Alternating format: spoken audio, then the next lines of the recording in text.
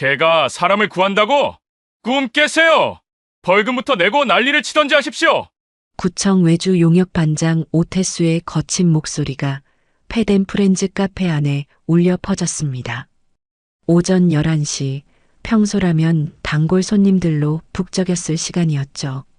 하지만 지금은 카페 안이 싸늘한 긴장감으로 가득했습니다.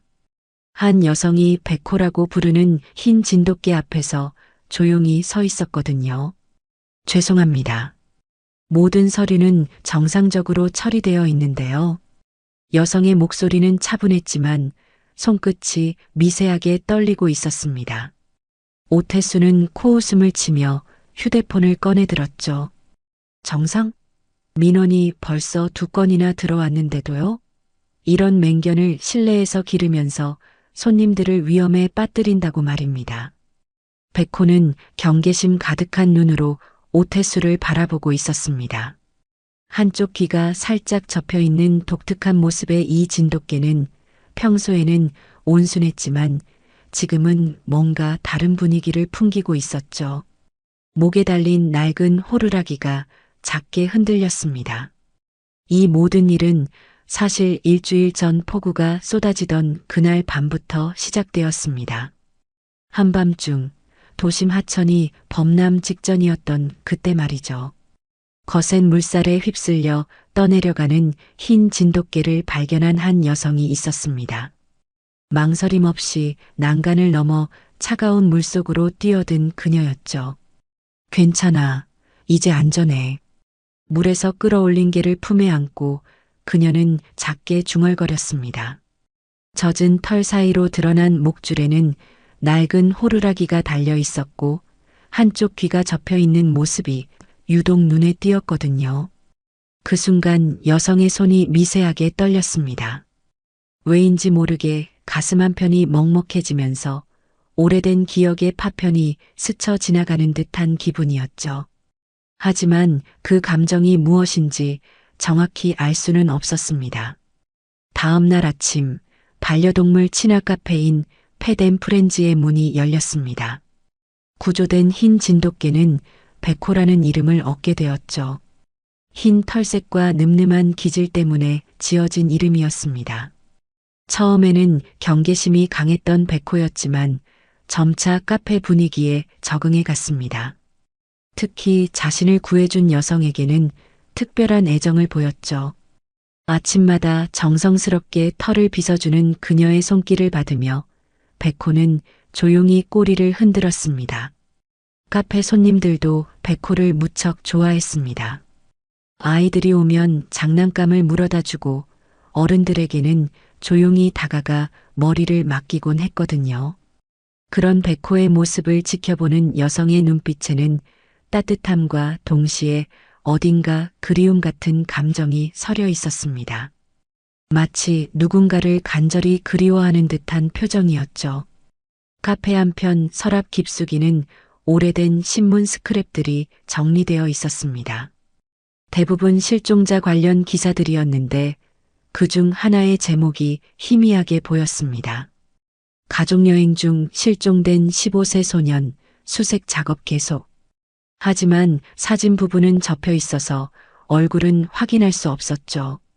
여성은 가끔씩 그 스크랩들을 꺼내보곤 했지만 곧 다시 깊숙이 넣어두었습니다. 백호가 카페에 온 지 일주일째 되던 날이었습니다.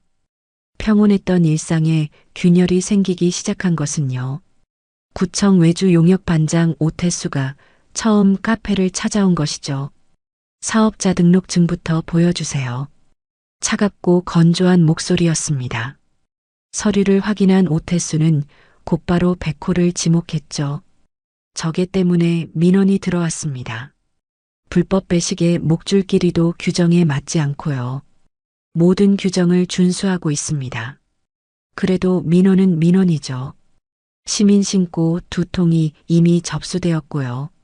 오태수는 휴대폰으로 뭔가를 촬영하기 시작했습니다. 걔가 무슨 사람입니까? 걔가 사람을 구했다고 해서 법이 달라지는 것도 아니고요. 그의 목소리에는 조롱이 섞여 있었습니다. 과태료 예고 통지서부터 받아두세요. 앞으로 더 자주 나올 생각입니다. 오태수가 나간 후 카페 안은 정막에 휩싸였습니다. 백호는 여전히 경계하는 듯한 모습으로 여성 곁에 바짝 붙어 있었죠. 벽면에 걸린 시계가 정오를 가리키고 있었습니다. 점심시간이었지만 손님들의 발길은 뜸했습니다. 아마도 아까 벌어진 소동 때문이었겠죠. 여성은 백호의 머리를 조용히 쓰다듬으며 생각에 잠겼습니다. 왜 이런 일이 생긴 것일까요? 백호는 정말 온순한 개였는데 누가 민원을 넣었을까요? 그리고 무엇보다 백호를 보면 자꾸만 떠오르는 이 묘한 그리움은 대체 뭘까요? 오후가 되어서야 단골 손님 몇 명이 찾아왔습니다. 언니, 아까 무슨 일 있었어요?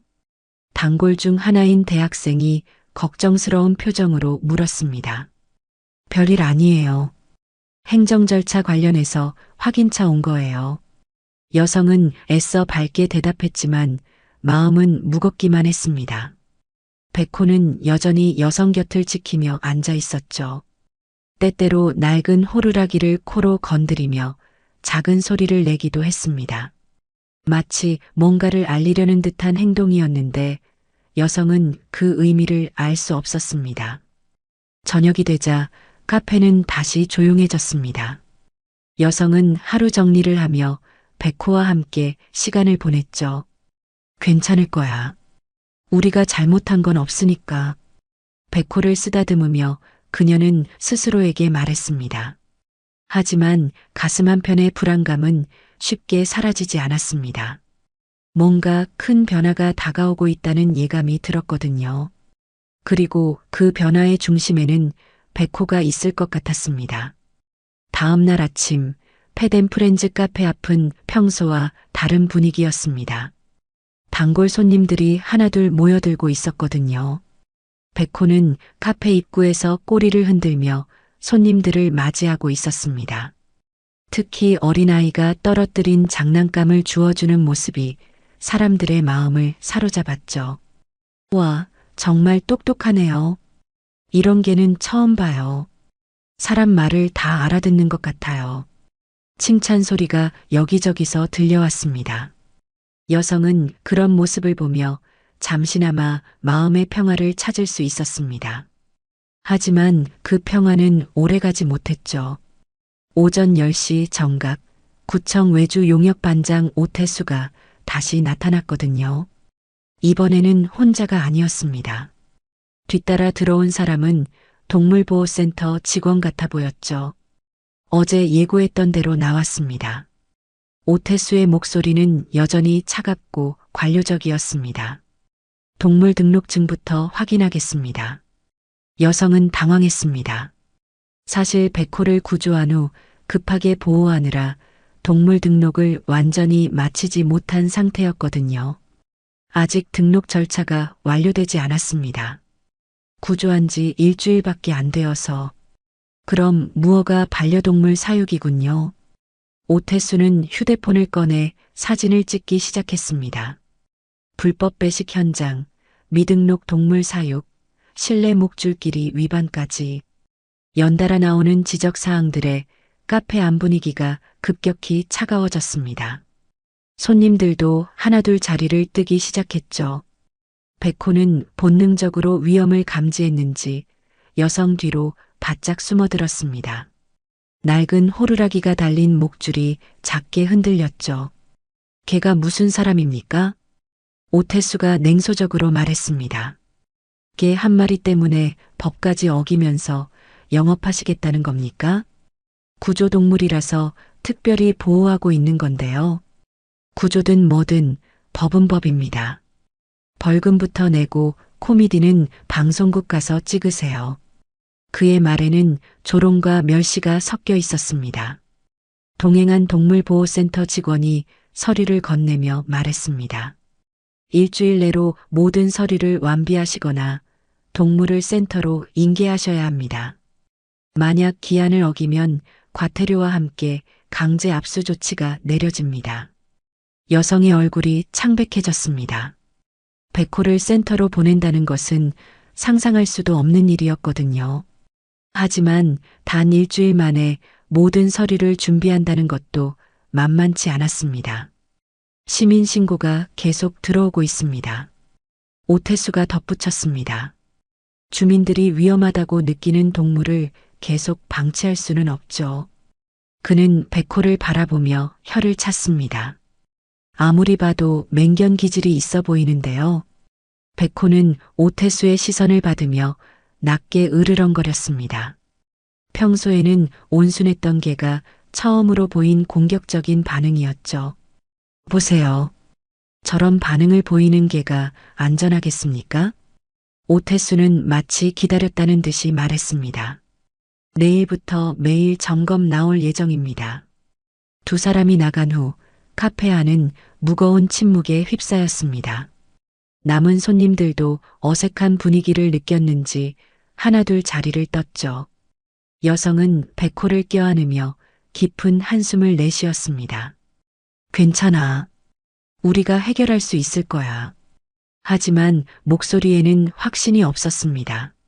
점심시간이 지나도록 손님들의 발길은 뜸했습니다. 평소 같으면 북적였을 카페가 텅 비어 있었죠. 오태수가 떠난 후의 소문이 벌써 퍼진 것 같았습니다. 오후 2시쯤 단골 손님 중 한 명이 조심스럽게 다가왔습니다. 사장님, 괜찮으세요? 젊은 회사원이었는데 평소 백호를 무척 좋아했던 사람이었죠. 네, 괜찮습니다. 단순한 행정 절차 문제예요. 여성은 애써 미소를 지었지만 속마음은 복잡했습니다. 백호가 정말 위험한 개인가요? 아니에요. 백호는 정말 순한 아이예요. 여성의 목소리에는 확신이 담겨 있었습니다. 일주일 동안 함께 지내면서 백호의 성격을 누구보다 잘 알게 되었거든요. 온순하고 영리하며 사람들을 무척 좋아하는 개였습니다. 특히 아이들에게는 더욱 조심스럽게 대했죠. 그럼 왜 저런 일이 생긴 거예요? 잘 모르겠어요. 누군가 민원을 넣은 것 같은데. 여성은 고개를 저었습니다.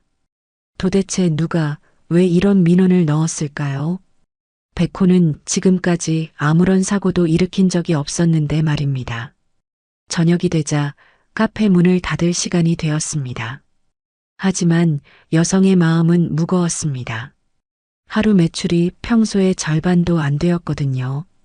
이런 상황이 계속되면 카페 운영 자체가 어려워질 것 같았습니다.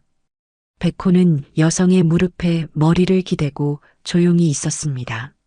마치 주인의 마음을 알아주는 듯한 모습이었죠. 미안해, 백호야. 내가 너를 제대로 보호해주지 못해서. 여성이 백호의 머리를 쓰다듬으며 말했습니다. 그때 백호가 갑자기 고개를 들었습니다. 그리고 목에 달린 낡은 호루라기를 코로 툭툭 건드렸죠. 마치 뭔가를 알려주려는 듯한 행동이었습니다. 여성은 그런 백호를 바라보며 다시 한번 묘한 기분을 느꼈습니다. 이 개를 보고 있으면 자꾸만 그리운 마음이 드는 것은 왜일까요? 마치 오래전 잃어버린 무언가를 떠올리는 듯한 기분이었습니다. 하지만 그것이 무엇인지는 여전히 알 수 없었죠. 밤이 깊어가면서 여성은 결심을 굳혔습니다. 백호를 지키기 위해서라면 무엇이든 하겠다고 말입니다. 내일부터 본격적으로 서류 준비에 나서야겠습니다. 그리고 이 모든 일의 배후에 누가 있는지도 알아봐야겠죠. 백호는 여성 곁에서 조용히 잠들어 있었습니다. 평화로운 모습이었지만 내일은 또 어떤 일이 벌어질지 모르는 상황이었습니다. 사흘째 되는 저녁, 여성은 백호와 함께 근처 공원으로 산책을 나갔습니다. 요즘 카페 안 분위기가 너무 답답해서 둘 다 바깥 공기가 필요했거든요. 오태수의 연일 계속되는 점검과 과태료 고지서 때문에 스트레스가 극에 달한 상태였습니다. 괜찮아, 백호야. 우리 조금만 더 버텨보자. 여성은 백호의 머리를 쓰다듬으며 중얼거렸습니다. 공원은 저녁 시간이라 한산했습니다. 몇몇 주민들이 운동을 하거나 벤치에 앉아 휴식을 취하고 있었죠. 백호는 평소처럼 얌전히 여성 곁을 걸어가고 있었습니다. 그런데 갑자기 백호의 행동이 이상해졌습니다. 코를 킁킁거리며 어딘가를 향해 고개를 돌리더니 귀를 바짝 세웠죠. 백호야, 왜 그래? 여성이 백호를 내려다보는 순간이었습니다. 백호가 갑자기 목줄을 잡아당기며 한 방향으로 전력 질주하기 시작한 것이죠. 백호야. 어디 가는 거야? 여성은 급하게 백호를 따라 뛰어갔습니다. 백호는 공원 벤치에 앉아있던 한 남성을 향해 돌진했습니다. 20대 중반으로 보이는 남성은 운동복을 입고 휴대폰을 보고 있었는데 갑자기 나타난 백호에 깜짝 놀랐죠. 어떻게 된? 남성이 말을 끝내기도 전에 백호는 그의 무릎 앞에 앉더니 끙끙거리며 울기 시작했습니다. 그리고 앞발로 남성의 무릎을 툭툭 치는 행동을 반복했죠. 죄송합니다. 평소에 이런 적이 없는데. 여성이 황급히 달려와 사과했습니다. 하지만 더욱 놀라운 것은 남성의 반응이었습니다. 그는 백호를 보는 순간 뭔가 당황스러운 표정을 지었거든요. 이상하네요. 이 개가 왜 이러는 걸까요? 남성은 조심스럽게 백호의 머리를 쓰다듬었습니다. 그 순간 백호는 더욱 격렬하게 반응했습니다. 꼬리를 미친 듯이 흔들면서 남성 주변을 빙빙 돌더니 다시 그의 앞에 앉아서 끙끙거렸죠. 정말 신기하네요. 저를 아는 것 같은데. 남성의 목소리에는 의아함이 섞여 있었습니다. 바로 그때였습니다. 거기 뭐 하는 거야? 멀리서 오태수의 목소리가 들려왔습니다. 그는 공원을 순찰하다가 이 광경을 목격한 것 같았죠. 또 맹견 난동이네. 오태수가 휴대폰을 꺼내 촬영하기 시작했습니다. 이것 봐요. 무고한 시민을 공격하고 있잖아요. 공격이 아니에요. 그냥 친근하게 인사하는 거예요. 여성이 급하게 해명했지만 오태수는 들으려 하지 않았습니다. 개코가 사람을 골라낸다고요? 차라리 제가 시장에 나가겠습니다. 그의 목소리에는 조롱이 가득했습니다. 이것으로 충분한 증거가 되었네요. 내일 당장 압수조치 들어갑니다. 소란이 벌어지는 동안 남성은 조용히 일어섰습니다. 죄송해요. 소동을 일으킨 것 같네요. 그는 여성에게 명함을 건네며 말했습니다. 김도윤이라고 합니다. 동물보호센터에서 자원봉사를 하고 있어요. 여성은 명함을 받으며 도윤을 다시 살펴보았습니다. 25살 정도로 보이는 온화한 인상의 남성이었죠. 혹시 이계와 관련해서 뭔가 아시는 게 있나요? 잘 모르겠어요. 하지만 정말 신기했어요. 저를 보자마자 달려온 것이. 도윤의 목소리에는 진심이 담겨 있었습니다. 혹시 연락처를 주실 수 있나요? 나중에 다시 이야기해보면 좋을 것 같아서요.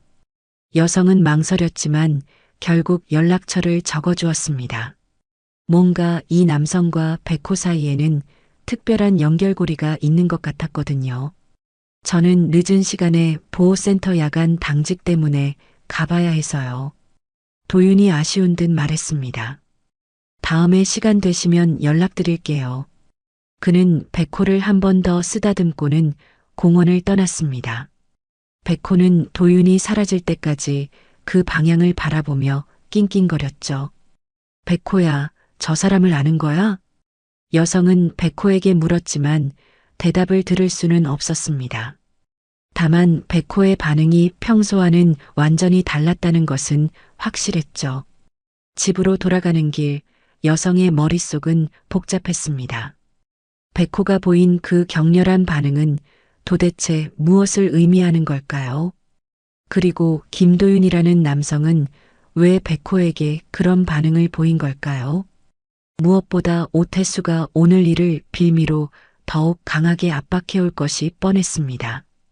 카페로 돌아온 후 여성은 오늘 받은 또 다른 과태료 고지서를 확인했습니다. 벌써 세 번째였습니다. 이런 식으로 계속되면 카페 운영 자체가 불가능해질 것 같았죠. 어떻게 해야 할까, 백호야.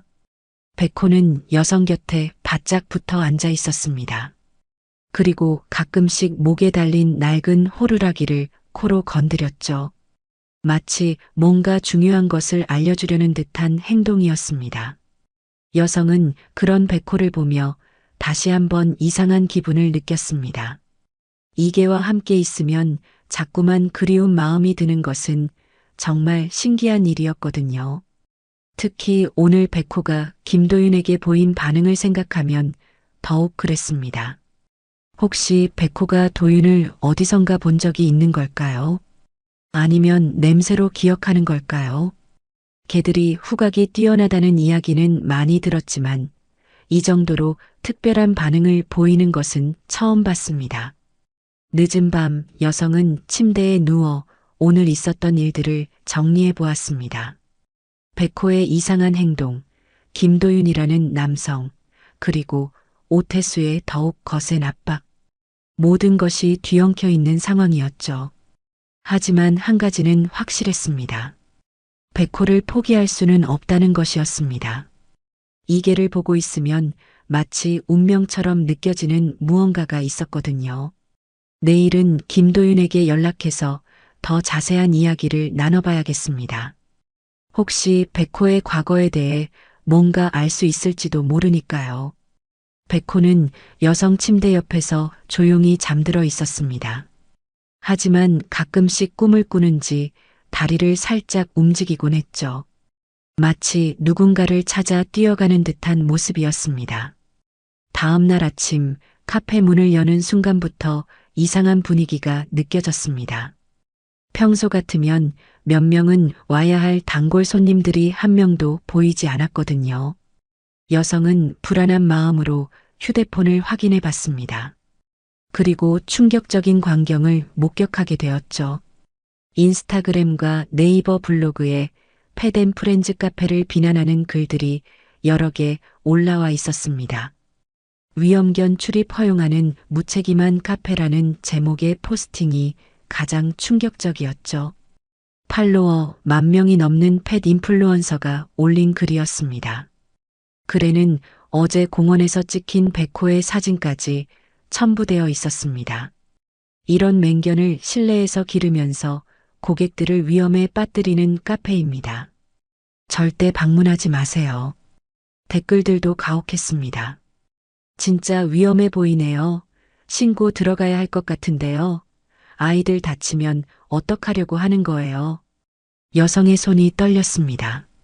하룻밤 사이에 이런 일이 벌어진 것이죠. 더욱 놀라운 것은 이 모든 포스팅의 시간이 어제 저녁 공원 사건 직후라는 점이었습니다. 마치 누군가 계획적으로 진행한 것 같았죠. 오전 10시 예상대로 오태수가 나타났습니다. 이번에는 혼자가 아니라 2명의 동행인과 함께였습니다. 어제 맹견 난동 사건으로 민원이 폭증했습니다. 오태수는 만족스러운 표정으로 말했습니다. 하루 사이에 신고 전화가 15통이나 왔어요. 그는 휴대폰 화면을 보여주며 계속했습니다. SNS에서도 난리가 났고요. 이제 더 이상 방치할 수 없습니다. 여성은 억울함을 느꼈지만 어떻게 해명해야 할지 막막했습니다. 어제 공원에서 벌어진 일은 공격이 아니라 단순한 친근함의 표현이었는데 그것을 증명할 방법이 없었거든요. 개 한 마리 때문에 인생 꼬이는 맛 직접 느껴보세요. 오태수의 목소리에는 냉소가 가득했습니다. 오늘부터 하루 2번씩 점검 나올 예정입니다. 아침 10시, 오후 3시. 그는 또 다른 과태료 고지서를 내밀었습니다. 4번째였습니다. 금액도 점점 늘어나고 있었죠. 이번 주 안에 해결 방안을 제시하지 못하면 강제 압수 조치가 내려집니다. 오태수 일행이 나간 후 카페는 텅 비었습니다. 평소 같으면 점심시간 전까지는 손님들로 북적였을 텐데 지금은 완전히 다른 분위기였죠. 백호는 여성의 무릎 위에 머리를 올리고 조용히 있었습니다. 마치 주인의 슬픔을 느끼는 듯 했습니다. 미안해, 백호야. 나 때문에 너까지 힘들어지는구나. 여성은 백호를 쓰다듬으며 중얼거렸습니다. 그때 휴대폰이 울렸습니다. 어제 만났던 김도윤에게서 온 문자였습니다. 안녕하세요. 어제 공원에서 만났던 김도윤입니다. 시간 되시면 통화 가능할까요? 여성은 망설였지만 결국 전화를 걸었습니다. 안녕하세요. 연락해 주셔서 감사합니다. 도윤의 목소리는 온화하고 따뜻했습니다. 어제 일 때문에 걱정이 많이 되시겠어요. 네. 솔직히 어떻게 해야 할지 모르겠어요. 혹시 시간 되시면 만나서 이야기해 볼까요? 제가 알고 있는 정보를 공유해 드릴 수도 있을 것 같아서요. 여성은 잠시 망설였습니다. 하지만 지금 상황에서는 도움이 될 만한 어떤 정보라도 필요했죠. 그럼 오후에 시간 괜찮으세요? 네, 좋습니다. 카페 근처 공원에서 만날까요? 약속 시간까지 여성은 온라인 댓글들과 씨름해야 했습니다. 하나하나 정성스럽게 해명 댓글을 달아봤지만 이미 여론은 굳어진 상태였습니다. 변명하지 말고 그냥 개 처리하세요. 이런 위험한 개를 왜 기르는지 이해가 안 가요. 악성 댓글들이 계속 달렸습니다. 오후 2시 여성은 백호와 함께 공원으로 향했습니다. 도윤은 이미 벤치에 앉아 기다리고 있었죠. 안녕하세요. 안녕하세요. 와주셔서 고맙습니다. 도윤은 백호를 보자마자 특별한 표정을 지었습니다. 어제와 똑같이 백호도 도윤을 보자마자 달려가서 꼬리를 흔들었죠. 정말 신기해요. 이 개가 저를 이렇게 좋아한다는 게 혹시 어디선가 본 적이 있으세요? 그게 잘 모르겠어요. 도윤의 표정이 잠시 어두워졌습니다. 사실 저는 기억이 많이 없어요. 어릴 때 일이요. 기억이 없다고요? 네. 10년 전쯤 사고를 당해서 기억 상실이 있었거든요. 그 이후의 일은 기억하는데 그 이전 일은 거의 기억나지 않아요. 여성은 충격을 받았습니다. 10년 전이라고 했죠. 혹시 몇 살 때 사고를 당하신 거예요? 15살 때였어요. 가족들과 여행을 갔다가 도윤의 말이 끝나기도 전에 여성의 심장이 빠르게 뛰기 시작했습니다.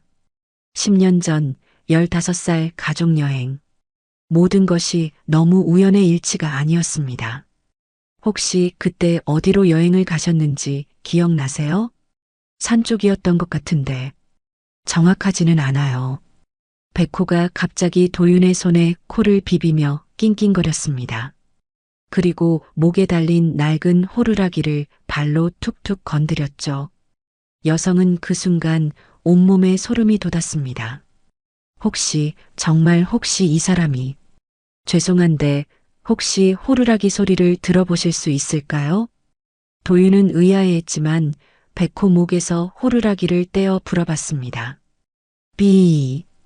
맑고 높은 소리가 공원에 울려 퍼졌습니다. 그 순간 도윤의 표정이 변했습니다. 이 소리 어디선가 들어본 것 같은데 여성의 눈에 눈물이 맺혔습니다. 가슴 깊은 곳에서 오래된 기억이 떠오르고 있었거든요. 혹시 이름이 진짜 김도윤이 맞으세요? 네, 왜요? 성함 말고 애칭이나 별명 같은 것도 기억나지 않으세요? 도윤은 고개를 저었습니다.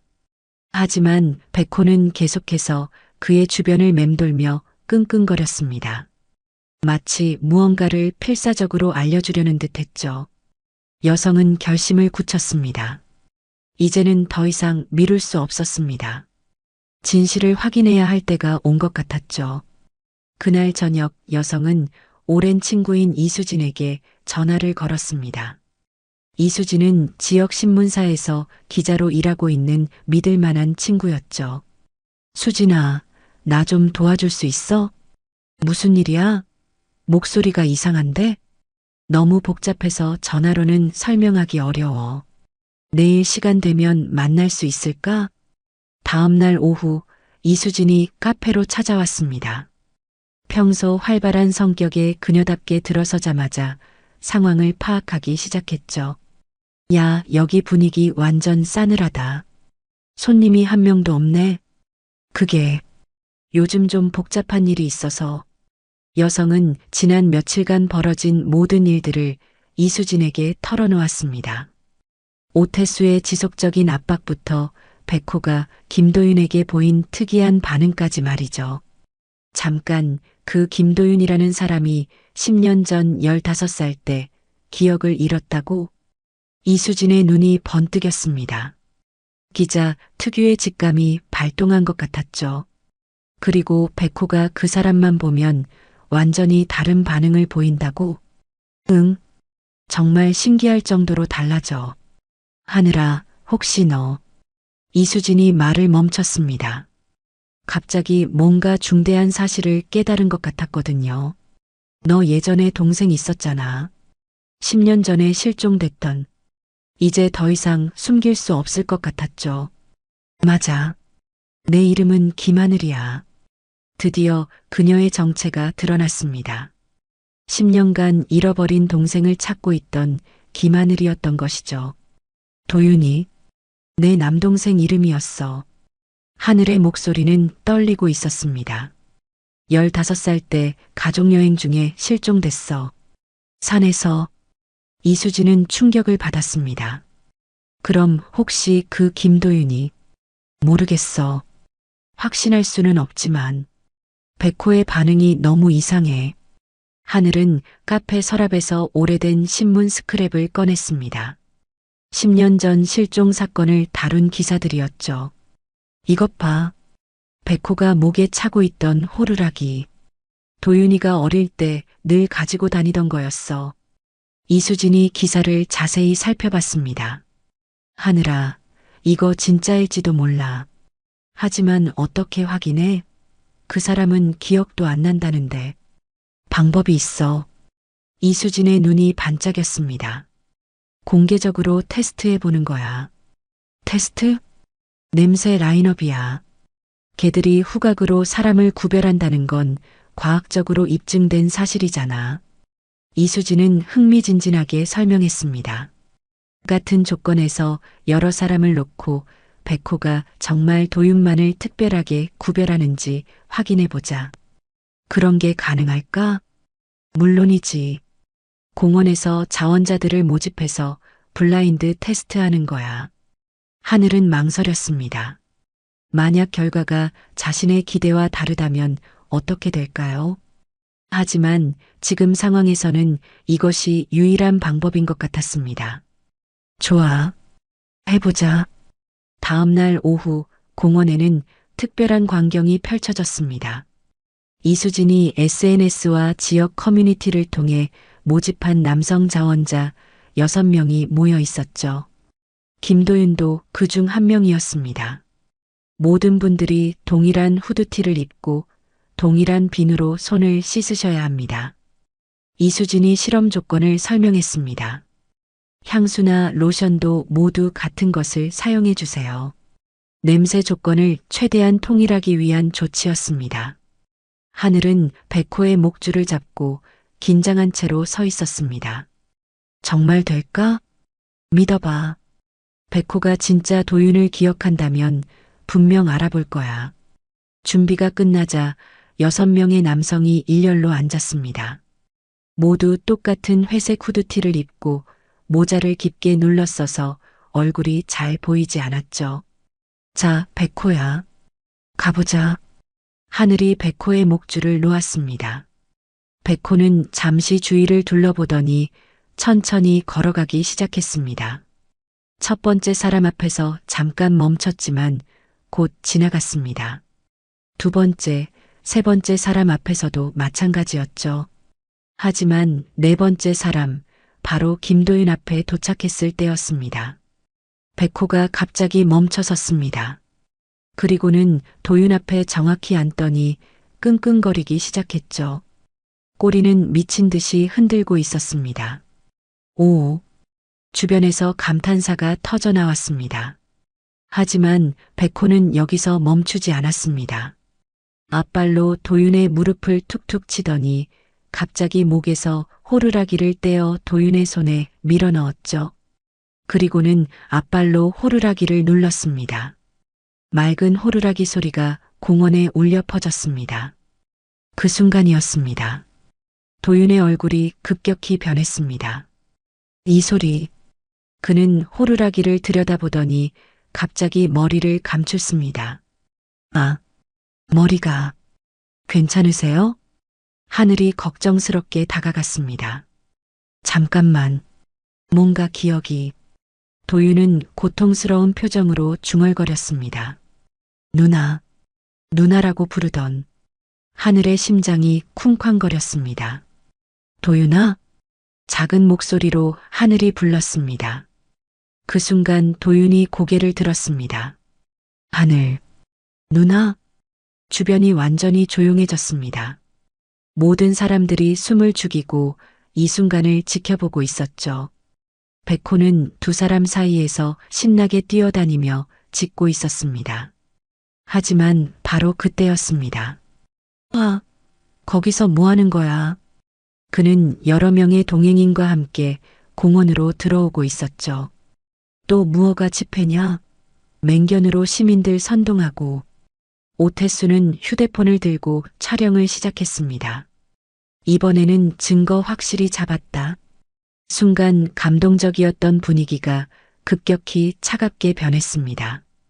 집회 신고도 안 하고 이런 불법 행위를 하다니. 오태수의 목소리에는 승리감이 묻어나고 있었습니다. 내일 당장 강제 압수 조치 들어간다. 하늘은 절망적인 기분이었습니다. 이제 막 진실에 다가갔는데 이런 식으로 끝날 수는 없었죠. 도윤도 혼란스러운 표정으로 서 있었습니다. 갑작스럽게 되살아난 기억 때문에 머리가 아팠거든요. 백호는 여전히 두 사람 사이를 오가며 끙끙거렸습니다. 마치 이 상황을 이해할 수 없다는 듯이 말이죠. 모든 사람 신분증 확인한다. 오태수가 소리쳤습니다. 이제 정말 위기의 순간이었습니다. 다음 날 아침 8시 하늘이 카페 문을 열기도 전에 오태수가 나타났습니다.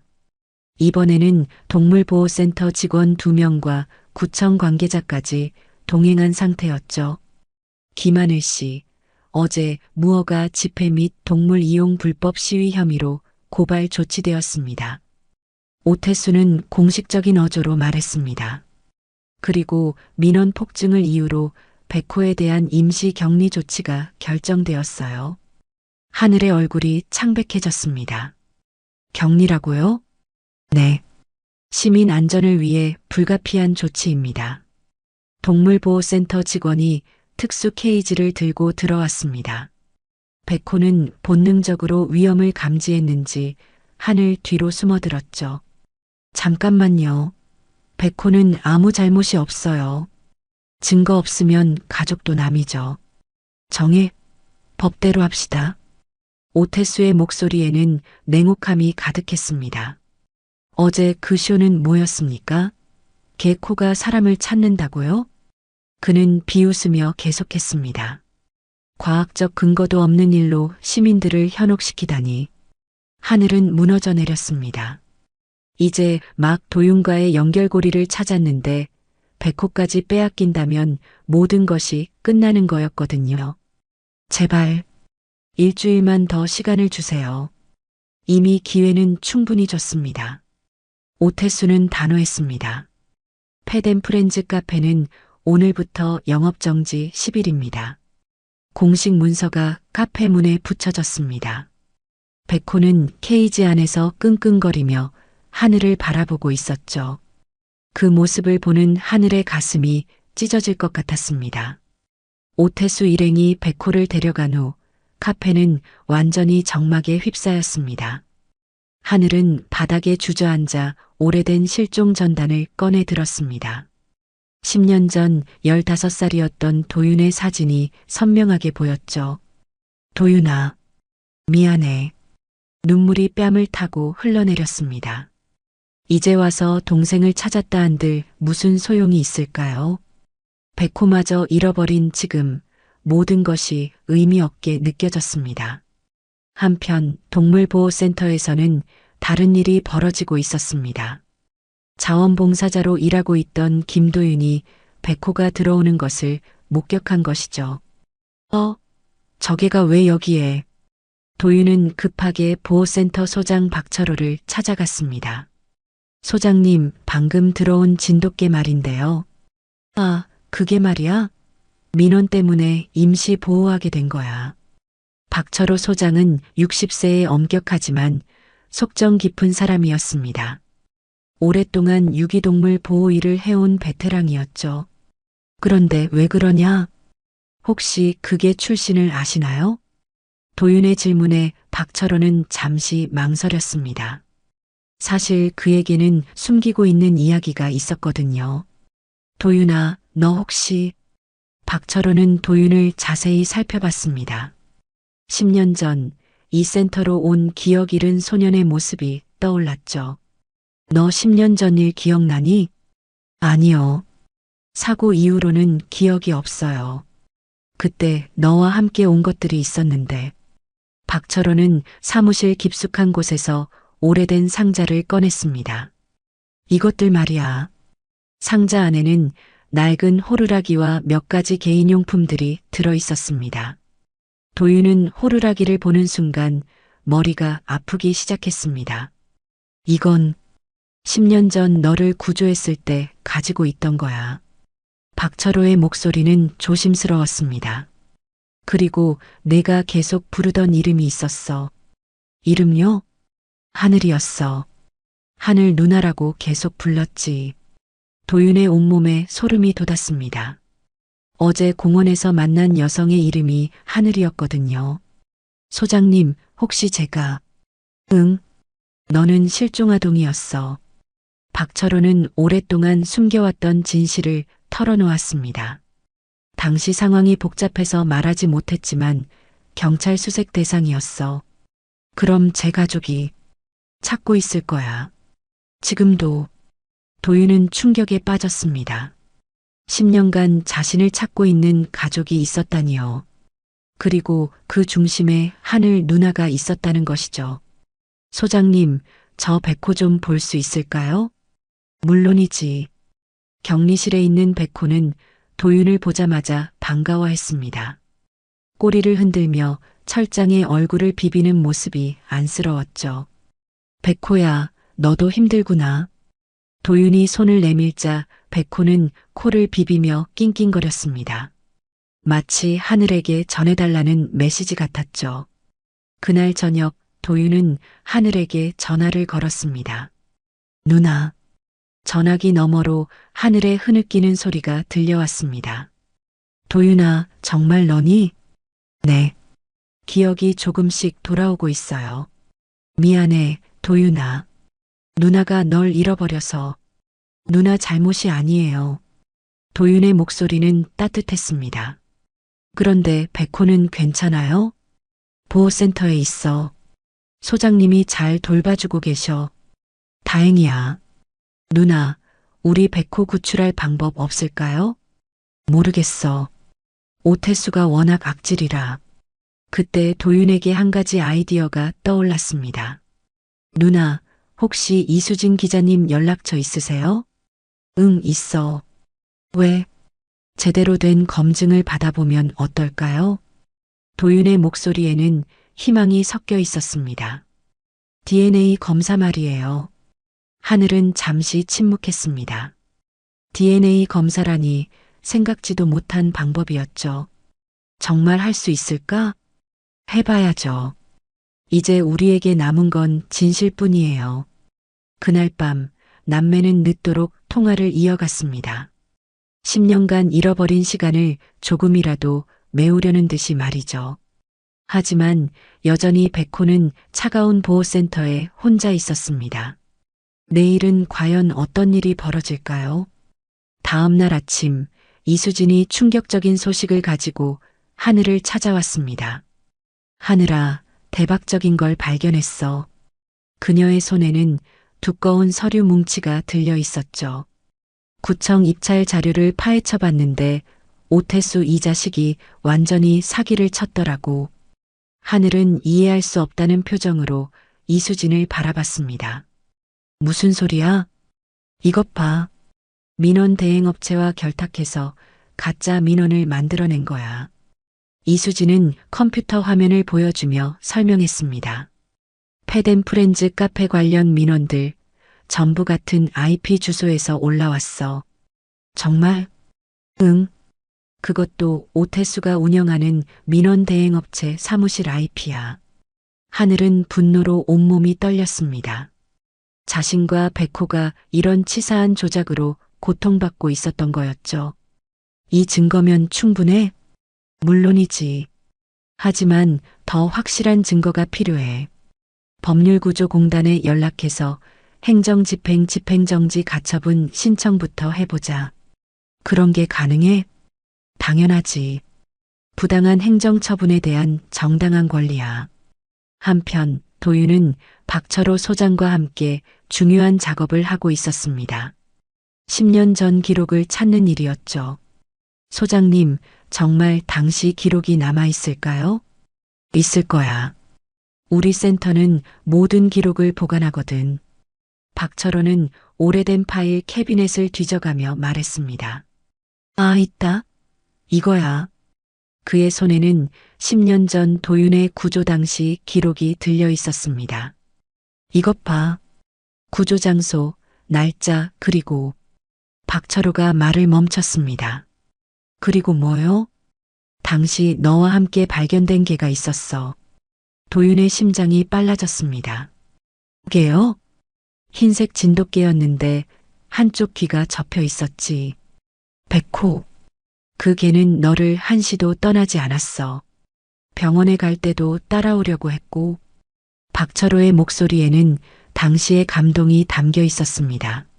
하지만 병원에서는 동물 출입이 안 되니까 어쩔 수 없이 여기 맡겼지. 그럼 백호가 저를 10년 동안 그랬을 거야. 개들은 그런 동물이거든. 도윤은 가슴이 벅차올랐습니다. 10년 동안 자신을 기다려준 백호의 마음을 생각하니 눈물이 났죠. 그날 오후 하늘과 도윤은 주민센터 강당에서 특별한 행사를 준비했습니다. 이수진이 지역 신문사를 통해 홍보한 실종 가족 찾기 공개 매칭 행사였죠. 정말 이런 걸로 해결될까? 하늘은 여전히 불안했습니다. 믿어봐. 진실은 반드시 밝혀져. 도윤이 누나의 손을 꽉 잡았습니다. 오후 3시 강당에는 많은 사람들이 모였습니다. 지역 주민들부터 언론사 기자들까지 다양했죠. 무엇보다 중요한 것은 박철호 소장이 백호를 데려온 것이었습니다. 자, 그럼 시작해 볼까요? 이수진이 사회를 맡아 진행했습니다. 오늘은 과학적인 방법으로 진실을 확인해 보겠습니다. 준비된 것은 어제보다 더 정교한 냄새 라인업이었습니다. 동일한 세제로 손을 씻고 동일한 향수를 뿌린 남성 10명이 줄을 섰죠. 도윤도 그 중에 포함되어 있었습니다. 백호는 후각으로 사람의 체취를 구별할 수 있습니다. 이수진이 설명했습니다. 만약 정말 특별한 관계라면 반드시 구별해낼 거예요. 백호는 한 명씩 냄새를 맡으며 천천히 지나갔습니다. 첫 번째, 두 번째, 세 번째. 모든 사람들이 숨을 죽이고 지켜보고 있었죠. 그리고 7번째, 바로 도윤 앞에 도착했을 때였습니다. 백호가 멈춰섰습니다. 그리고는 도윤 앞에 정확히 앉더니 앞발로 그의 무릎을 툭툭 쳤죠. 관중들 사이에서 감탄사가 터져나왔습니다. 하지만 백호는 여기서 끝나지 않았습니다. 목에서 호루라기를 떼어 도윤의 손에 밀어넣더니 앞발로 눌렀습니다. 맑은 호루라기 소리가 강당에 울려 퍼졌습니다. 그 순간 관중들이 폭발적인 박수를 쳤습니다. 와, 정말 신기하다. 저런 일이 실제로 일어나는구나. 강당 뒤쪽에서 오태수가 비웃으며 일어섰습니다. 뭔 게 코미디를 하고 있는 거냐? 그의 목소리가 강당을 가득 채웠습니다. 증거 없으면 가족도 남이야. 법대로 하자고. 하지만 이수진이 준비한 반격이 시작되었습니다. 그럼 법대로 해보죠. 이수진이 서류 뭉치를 들어 올렸습니다. 오태수 씨의 민원 조작 증거입니다. 강당이 술렁거렸습니다. 가짜 민원으로 선량한 시민을 괴롭힌 증거가 여기 다 있어요. 이수진은 컴퓨터를 연결해 화면에 증거 자료들을 띄웠습니다. 동일 IP에서 올라온 수십 개의 민원들, 민원 대행업체와의 금전거래 내역까지 모든 것이 공개되었죠. 이게 무슨 소리야? 오태수가 당황해하며 소리쳤습니다. 하지만 이미 늦었습니다. 강당에 있던 구청장까지 이 광경을 목격한 상황이었거든요. 오태수 과장, 설명해 보시죠. 구청장의 목소리는 차가웠습니다. 이 자료들이 사실입니까? 오태수는 얼굴이 새하얗게 질렸습니다. 모든 증거가 명확했기 때문이죠. 그런데 DNA 검사는 언제 해요? 관중 중 한 명이 외쳤습니다. 바로 지금입니다. 이수진이 미리 준비해온 DNA 검사 키트를 꺼냈습니다. 이미 하늘 씨의 샘플은 확보되어 있고 도윤 씨만 채취하면 됩니다. 도윤이 흔쾌히 동의했습니다. 면봉으로 구강세포를 채취하는 간단한 과정이었죠. 결과는 3일 후에 나옵니다. 하지만 사람들은 이미 확신하고 있었습니다. 백호의 반응만으로도 충분한 증거였거든요. 오태수는 결국 구청장에 의해 직무정지 조치를 받았습니다. 그리고 민원 조작에 대한 정식 수사 의뢰도 이루어졌죠. 강당을 나서는 사람들의 표정은 모두 밝았습니다. 진실이 승리한 순간을 목격한 것이죠. 하늘과 도윤은 백호와 함께 공원 벤치에 앉아 있었습니다. 정말 꿈 같아. 하늘이 중얼거렸습니다. 10년 만에 도윤이를 찾고 백호도 구했고, 누나, 이제 진짜 가족이 된 거죠? 응. 우리 셋이서. 백호는 두 사람 사이에 앉아 꼬리를 흔들고 있었습니다. 마치 이 순간을 기다려왔다는 듯이 말이죠. 3일 후 하늘의 휴대폰에 중요한 전화가 걸려왔습니다. DNA 검사 결과를 알려주는 전화였죠. 김하늘 씨, 검사 결과가 나왔습니다. 의료진의 목소리는 차분했지만 하늘의 심장은 쿵쿵 뛰고 있었습니다. 일치율 99.9%입니다. 친남매가 확실합니다. 전화를 끄는 하늘은 그 자리에서 주저앉았습니다. 10년간 기다려온 순간이었거든요. 눈물이 멈추지 않았습니다. 도윤아. 작은 목소리로 중얼거렸지만 감정이 복받쳐 올라 더 이상 말할 수 없었죠. 1시간 후 도윤이 패덴프렌즈 카페로 달려왔습니다. 영업정지가 해제된 카페는 다시 문을 열 수 있게 되었거든요. 누나, 도윤아. 10년 만에 진짜 재회였습니다. 두 남매는 서로를 꽉 껴안고 오랫동안 울었죠. 백호는 그런 두 사람 주변을 빙빙 돌며 신나게 꼬리를 흔들었습니다. 그리고는 두 사람 사이에 앉아서 앞발로 하늘과 도윤의 손을 겹치게 만들었죠. 마치 이 순간을 위해 모든 걸 참아왔다는 듯이 말입니다. 미안해, 도윤아. 누나가 널 지켜주지 못해서. 아니에요, 누나. 이렇게라도 다시 만날 수 있어서 다행이에요. 그리고 백호가 우리를 이어줬잖아요. 두 사람은 백호를 함께 쓰다듬으며 웃었습니다. 그날 오후 예상치 못한 방문객이 찾아왔습니다. 오태수였죠. 하지만 예전의 거만한 모습은 온데간데 없었습니다. 죄송합니다. 그는 깊숙이 고개를 숙였습니다. 제가 정말 잘못했습니다. 하늘과 도윤은 놀란 표정으로 그를 바라봤습니다. 사실 처음에는 단순한 단속이었어요. 하지만 점점 욕심이 생기더라고요. 오태수의 목소리에는 진심 어린 후회가 담겨 있었습니다. 민원 건수를 늘려서 성과를 내고 싶었고, 그러다 보니 이런 일까지. 지금 와서 사과해서 뭐가 달라집니까? 하늘의 목소리는 여전히 차가웠습니다. 아무것도 달라지지 않아요. 다만, 오태수가 서류 봉투를 내밀었습니다. 부당하게 부과된 모든 과태료는 전액 환불 처리했습니다. 그리고 제가 지역 봉사 명령을 받았어요. 반려견 배변 봉투함 보급 업무를 맡게 되었습니다. 도윤이 작게 웃었습니다. 개똥을 치우는 일을 맡게 된 것이 아이러니하게 느껴졌거든요. 개가 사람을 찾는다는 걸 믿지 않으셨죠? 네. 정말 어리석었습니다. 오태수가 백호를 바라보며 말했습니다. 사람 냄새를 기억한 건 개였고 사람됨을 잊은 건 저였네요. 하늘이 차분하게 말했습니다. 앞으로는 그런 일이 없도록 하세요. 네, 약속드립니다. 오태수가 나간 후 카페는 다시 평화로워졌습니다. 저녁이 되자 특별한 손님이 찾아왔습니다. 하늘과 도윤의 어머니 김영숙이었죠. 엄마. 도윤이 달려가서 어머니를 껴안았습니다.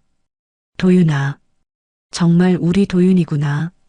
김영숙은 아들을 보자마자 오열하기 시작했습니다. 10년간 아들을 그리워했던 어머니의 마음이 한꺼번에 터져나온 것이죠. 엄마, 죄송해요. 기억을 못해서. 아니야, 괜찮아. 사람만 있어줘서 고마워.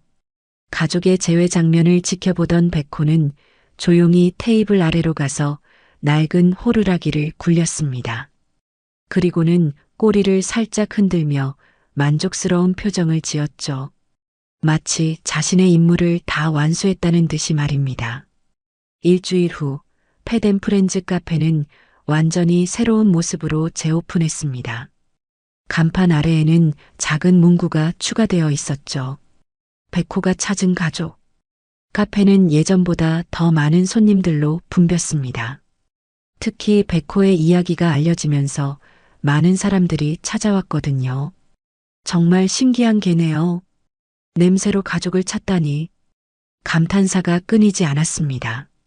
하늘은 손님들의 부탁이 있을 때마다 백호의 특별한 능력을 보여주곤 했습니다. 물론 기부함에 돈을 넣으면 말이죠. 모인 기부금은 모두 유기동물 보호소에 전달되었습니다. 도윤은 동물보호센터 정직원이 되어 백호와 함께 특별한 프로그램을 운영했습니다. 유기동물 냄새 라인업 트레이닝이라는 이름의 프로그램이었죠. 백호의 탁월한 후각 능력을 활용해서 잃어버린 반려동물을 찾아주는 일이었습니다. 많은 사람들이 이 프로그램을 통해 사랑하는 반려동물과 재회할 수 있었죠. 어느 따뜻한 봄날 오후 하늘과 도윤, 그리고 어머니 김영숙이 카페에서 함께 시간을 보내고 있었습니다. 백호는 평소처럼 손님들 사이를 돌아다니며 애교를 부리고 있었죠. 정말 꿈만 같아. 김영숙이 중얼거렸습니다. 10년 만에 우리 가족이 다시 모일 줄이야. 백호 덕분이에요. 도윤이 백호를 쓰다듬으며 말했습니다. 이 친구가 없었다면 우리는 영영 못 만날 뻔했죠. 하늘도 고개를 끄덕였습니다. 백호야, 고마워. 백호는 세 사람을 번갈아 보며 꼬리를 흔들었습니다. 그리고는 익숙한 자리에 앉아서 낡은 호루라기를 살짝 건드렸죠. 삐. 작고 맑은 소리가 카페에 울려 퍼졌습니다. 마치 이제 우리 진짜 가족이야라고 말하는 것 같았죠. 저녁 무렵 마지막 손님이 나간 후 카페는 조용해졌습니다. 하늘과 도윤은 백호와 함께 테이블에 앉아 오늘 하루를 정리하고 있었죠. 누나, 행복해요. 나도. 두 사람은 서로를 바라보며 웃었습니다. 10년의 공백이 있었지만 이제는 그 시간들도 의미 있게 느껴졌거든요. 그 시간들이 있었기에 더욱 소중한 지금을 만들 수 있었으니까요. 백호는 두 사람 사이에서 편안하게 누워 있었습니다. 가끔씩 꿈을 꾸는지 다리를 살짝 움직이곤 했죠. 하지만 이제는 더 이상 누군가를 찾아 헤매는 꿈이 아니었습니다. 사랑하는 가족들과 함께 뛰어노는 행복한 꿈이었죠. 카페 벽면에 걸린 시계가 밤 9시를 가리키고 있었습니다. 하루가 끝나가고 있었지만 이들의 새로운 시작은 지금부터였습니다. 백호가 찾아준 가족, 그리고 백호와 함께할 앞으로의 모든 날들, 모든 것이 완벽했습니다.